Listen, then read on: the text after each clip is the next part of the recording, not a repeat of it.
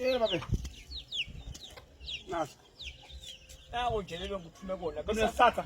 uyisakini sikhiya anthi uthunywa Manje ngemali yena babe. Njani manje? ngithela nje sikhiya emotini angasho njalo Uphinda usikhohle ukuthi usibeke besifuna ngemi isikesela kimi. kulungile phela silethe ngemnyalo angithi ngemlalo okuthumisa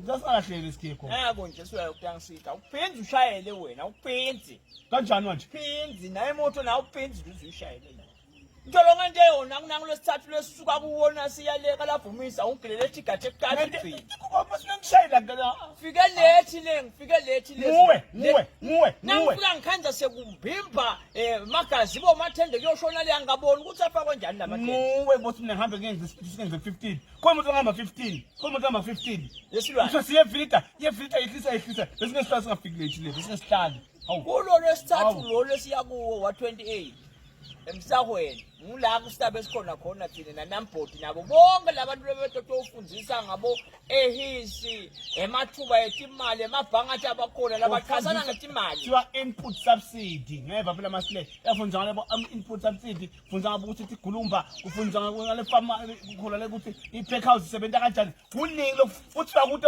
umlimi ukuthi lofise kulima, bantu labasha bangasebenzi, kuthi wonke umuntu le. wonke umuntu kungena nje mahala kuhlabe kunalabathi aba-entertainers Irocho phela gogo, irocho phela. Irocho. kwakhona sibane batabe bakhona khona-ke sitawufika Hayi se, ngiyeka kuyona ngiyathatha ke Yabe lento gogo. kumnanzi kakhulu. Hayi lento ngiyathatha ke lento. ngabe kumnanzi kakhulu wonke umuntu akethe nambhodi ukuthi bantu abethe